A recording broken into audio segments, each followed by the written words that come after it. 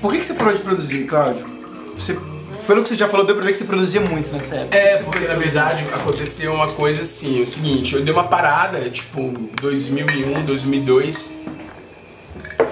E quando aí eu fiquei meio no eixo Rio-São Paulo, e quando eu voltei pra Brasília, eu comecei a estudar. Aí eu fui fazer mestrado, fui fazer Paraná, tarará, e fui levar uma vida acadêmica. E isso foram 8 anos que estão fechando agora. E isso acabou meio que me retirando dessa ideia de ficar produzindo, porque eu vou mexer com produção, vocês sabem muito bem disso, que vocês mexem com isso, vocês sabem que tem uma carga de dedicação muito grande. Então eu acabei indo pro outro lado, assim, não abandonei 100% de ter banda, de fazer algumas coisas, mas eu acabei meio que deixando isso de lado por uma questão mesmo do que eu tava fazendo, assim. Mas eu nunca fiquei feliz, quieto, assim, eu sempre ficava pensando de querer fazer alguma coisa, porque eu gosto disso, assim, eu acho que é bacana. Tanto que deu até certo quando a gente começou a fazer o Space Dance, por exemplo. Foi a partir dele que eu encontrei os moleques que estão tocando da Silva, assim, claro que eu conheci os meninos e tudo mais. Mas assim, foi vendo as bandas e movimentando que eu conheci basicamente o pessoal. Então foi isso, assim, foi um ponto importante. E no início dos anos 90 também tinha abismado, dos anos 00, tinha abismado, que eu acho que cumpria muito essa lacuna também da produção, de fazer que é um momento muito bacana, eu acho, da cena de Brasília, 2003, 2004, 2005. Então tem essas histórias. E por outro lado também eu acho que a produção hoje em dia ela ficou muito estatizada, é muito governo, é muito projeto para governo. Isso eu acho um porre também, sabe? Tem Porra, é totalmente contra a ideologia do rock. Você vai ter que fazer um edital pra tocar no show, cara. Como assim, velho? Não, e o que é foda é que, tipo assim, todo mundo faz tudo de graça. E o brasileiro tem toda essa cultura de show de graça. Então ninguém quer pagar 10 reais pra ver um show. Então não tem estrutura, tem banda, sabe? Tem técnico de som, tem produtor. E a cena não anda assim, não profissionaliza. Não funciona. Porque na verdade, tipo assim, eu me considero um artista, cara, entendeu? Se eu vou vender milhões, vou vender nada, eu sou um artista. E eu não tenho que ser um burocrata do Estado pra ficar brigando por essas coisas. E eu acho que o que aconteceu nessa década é que tudo foi meio que burocratizando, aí perdeu meio que o gás, porque na verdade a gente fazia tudo na loucura, tipo assim, sabe? Digamos, com uma intuição muito forte, com uma vontade muito grande. E agora não, aí você tem que entrar no projeto X, ou seja, tudo é muito burocrático. Eu acho que isso, que é aquela coisa meio careta, meio conservadora. Se o Estado tá no meio, pode saber que a coisa não tá boa. Então assim, eu acho que a coisa meio que foi morrendo, assim, dentro desse sentido. Então você tem que muitas vezes, ao invés de você pensar na sua música, você tem que pensar muito mais como se monta um projeto, como esse projeto vai ser aprovado e você dá show. E na verdade isso é triste, porque tá mostrando o quê? Que não tem público. Porque eu duvido se o Michel Teló tá pensando em montar um projeto pro Estado pra ele fazer. E se tá montando é pra ele ganhar mais grana, porque ele tem público. Na verdade, o Estado brasileiro ele tá custeando uma galera que quer fazer coisa que não tem público. Porque, agora, sabe, se o público tá em outro canto, a coisa é de graça, não ganha nada e o público também não vai te ver. Esses dias uns dias atrás, sei lá, uns meses, eu vi que o Pinduca tinha botado no blog dele todas as músicas do Divine. E cara, tinha umas letras que eu escuto assim que eu penso, cara, como é que esse cara fez isso naquela época? Tipo assim, era muito pra frente. Sei lá, cara, Santo Antônio do Descoberto, hoje é uma música pra frente pra caralho. Hoje em dia, sacou? Quando você escreveu essa música? Foi Santo Antônio do Descoberto? Sei lá, 94, né? Cara, 94, cara, se fosse música hoje em dia, você deve caralho. Eu acho que o Divine tinha uma coisa muito massa, que era uma coisa muito libertária, de tudo, de política, de sexo, de qualquer outra coisa mais. Entendeu? Eu achava isso bacana. E o que eu mais gostava era dos moleques entenderem isso e levar a banda pra frente, assim, né, que eu acho que era super bacana. Então a gente ia tocar muitas vezes em Goiânia e falava, vem a galera dos viados tocar aqui em Goiânia, assim, porque a gente fazia, sabe, assim, aí eu ia pra show vestir uma, sei lá, uma roupa de veludo, sabe assim, de veludo azul, usava Blue Velvet, essa coisa meio do glam rock, assim, né, assim, o Zeca pintava as unhas de preto, sabe, essa coisa, é que eu tava dizendo, de você criar o momento do show e a goianada ficava assim, louca, coisa assim, que é louca, oriçada, tipo assim, então, eu acho que isso era muito legal, assim, e às vezes porrada, né, tipo assim, não é uma coisa fácil, não é uma coisa frágil. Não, cara, mas... Então eu acho que isso era bacana, que vinha mesmo essa necessidade do texto. E aí que talvez venha um dos princípios da crítica de pretensão, porque ninguém tinha que falar a merda, entendeu? Não vou falar que, sabe, que eu tô sentindo o suorzinho de alguma coisa, eu não tô fora disso, sempre tive fora. Então, assim, na verdade, a pretensão vinha justamente pelo fato de você querer discutir coisas, assim. Eu acho que eu tenho uma coisa legal, que muitas figuras gostam, que eu tenho uma boa visão de relacionamento, de escrever sobre isso. Então eu acho que foi pegando e foi dando caldo, eu fui gostando e a coisa foi, sabe, crescendo, assim, no meio da história toda, porque isso é um ponto importante pra gente. Aproveitando essa pergunta do André, a tua formação acadêmica e a sua vivência em Brasília, imagino que influenciam o modo como você escreve. Como que rola essa influência, entendeu? Em que você fez mestrado e doutorado, se eu não me engano? O que você estudou depois, Cláudio? Não, eu acho que, tipo assim, eu acho que tem uma questão de ter a vivência acadêmica, assim, mas eu acho que no âmbito... Você estudou arquitetura, não foi? Só história, arquitetura. Seu mestrado foi em arquitetura. Né? O Marcinho fez a revisão. E agora eu vou mandar pro doutorado pra ele fazer a final. Seu doutorado é o quê? Na arquitetura também. E isso e Brasília, como é que então, isso, eu acho que Brasília tem uma questão muito forte dessa história de arquitetura e de espaço, que eu acho que tem uma ideia boa. Mas eu acho que tem uma coisa legal, assim, quando Brasília fez 50 anos, vocês viram, o Correio Brasiliense publicou uma matéria que me agradou muito, não sei quem fez, se foi o Pedro, se foi a Dani, se foi o Carlos Marcelo, que era assim, Brasília em 50 músicas. E a música número 50 era a Saída Sul do Superquadra. E ele falou o seguinte, que o grande mérito da Superquadra foi ter retirado o discurso da Esplanada e ter colocado dentro da Superquadra. Assim, eu acho que a minha vivência com a cidade que ela é fundamental, sabe? Eu gosto de Brasília e isso me ajuda muito a criar. É de perceber que as pessoas se reúnem para fazer isso que a gente está fazendo aqui. Porque, na verdade, no universo do pop dos anos 90, parece que as pessoas só reúnem para protestar, para fazer protesto, alguma outra coisa a mais. E o que eu acho que chama atenção em Brasília é a questão do espaço, a questão da cidade, a questão, né, das coisas em si que envolve e que isso é fundamental, cara. Eu acho que essa questão de estar aqui é importantíssima pro texto, pra reflexão e para o tipo de coisa. Não, o Superquadra, desde o nome, é uma banda totalmente impossível de associar a banda de Brasília. E a Superquadra, assim, eu tava ficando direto no eixo Rio, São Paulo, Minas, e eu tava lendo muito o João Almino, né, que é ele foi diretor do Instituto Rio Branco, é um diplomata que ele escreveu uma trilogia, quadrologia, quintologia, sei lá, sobre Brasília, tem vários livros.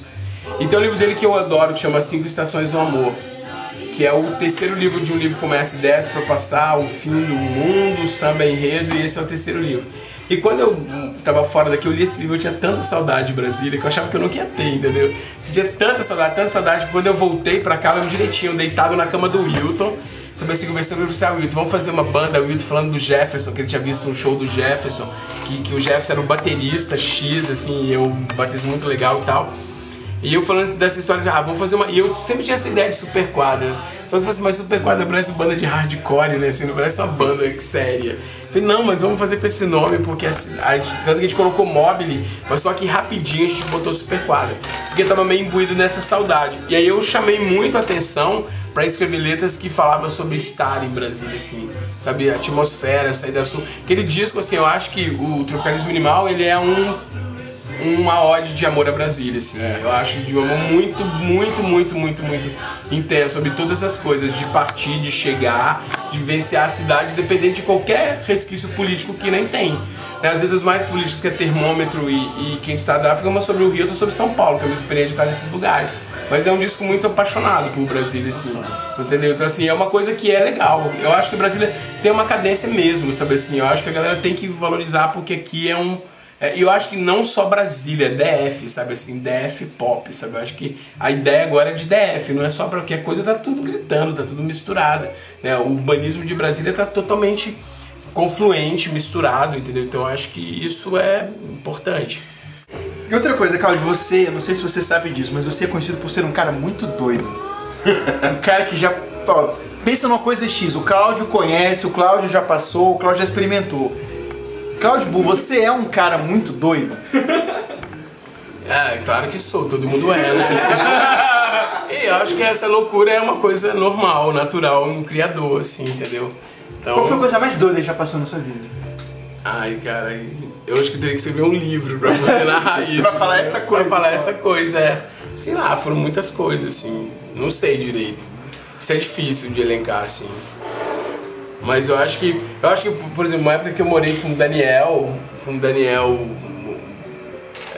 Daniel. Na 107 Norte, na 107 Sul, que era um francês, e a gente não tinha chave de casa, entendeu? A casa era aberta, eu não tinha, porque quem chegava a abrir a porta entrava. Tinha uma chave só? Não tinha chave, não tinha chave nenhuma. Aberta entendeu? 24 horas. Eu lembro que uma vez o Rafinha chegou e falou assim que ele tava procurando um sentido pra vida, ele foi na minha casa numa terça-feira, 4 horas da tarde, tava um DJ super malhado, tocando, a gente sentado e ouvindo música numa rave, rolando terça-feira em plena Asa Sul, entendeu? Então, sabe, eu acho que é um momento crucial, mas pergunte pro Rafinha e o Pindu se vierem um dia aqui, porque eram os dois que tinham ido na minha casa buscar o sentido da vida. Eu indiquei, vai vir Monty Python. Eles foram juntos? Eles estavam andando assim na Asa Sul, falando que a gente precisa de conta. Vamos lá, vamos na casa do Cláudio.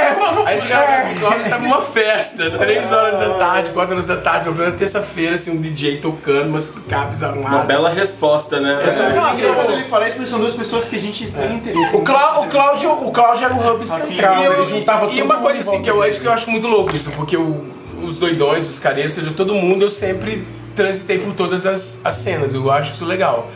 De ter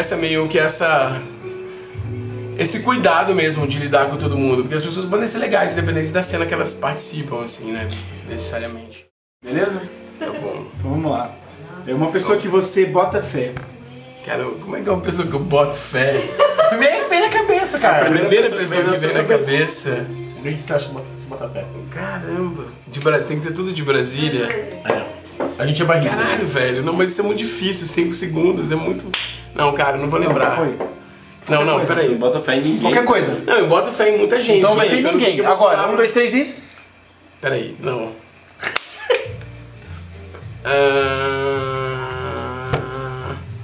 Tem uma pessoa de qualquer área. Qualquer área. Você bota fé de Brasília. Então o Eduardo Fernandes, que é um cara do teatro daqui, que eu boto muita fé. Uma pessoa que você não bota fé. Super bem. Tubá, né, cara? Tubá também. Até hoje, entendeu? Assim, não é fácil. Um bar de Brasília, que é legal, acho que o Cult 22 tá cumprindo o seu processo histórico. Uma festa. Festa. Sei lá, cara, tem muito tempo que eu não vou numa festa. Não sei, festa, não sei. Um gato. Um gato de Brasília, Daniel Spot, né? Vamos fazer. Um outro, então. Um outro gato de Brasília. Vou pensar agora. Tem que ser da música pop de Brasília? Não, qualquer um. Cara, que foda essas coisas de fazer assim rápido. Tô me lembrando, tem vários. Thiago Lima. Uma banda. The Pro. Um DJ. DJ. Gustavo Bill. Uma cilada. Uma cilada ou uma roubada? É a mesma coisa. Uma roubada de Brasília. Festa trance na Chapada. Ninguém merece isso. Um refúgio. Um refúgio. Cara, qualquer lugar que eu possa me sentir bem aqui pode ser um refúgio. E como é que você gostaria de ser lembrado? Como é que você ser lembrado? Isso é muito difícil. Sei lá, como um cara maneiro. Sei lá, não sei direito. Não, essa resposta foi ótima, o cara é maneiro. Pra mim tá ótimo. O primeiro ensaio, pensa bem, o primeiro ensaio da Ultraviolet foi no dia 26 de julho de 92. 4 horas da tarde no Loch Ness. Aí vai todo mundo pra lá pra ensaiar. Aí tá beleza, né? Tu tá ensaiando, tocando, as primeiras músicas estavam aparecendo. Aí lá pro meio do ensaio abre a porta do estúdio e aparece um revólver.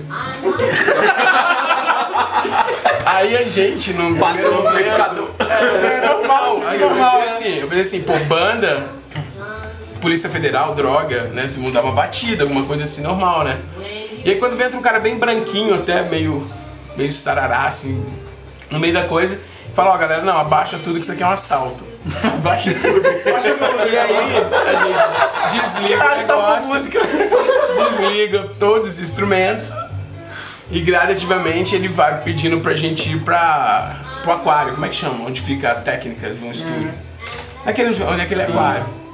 E aí ele tinha chegado antes, assim, tinha vigiado, aí pega o carro do André, rouba o carro do André, rouba instrumento, rouba meu cigarro, rouba casaco, rouba tudo.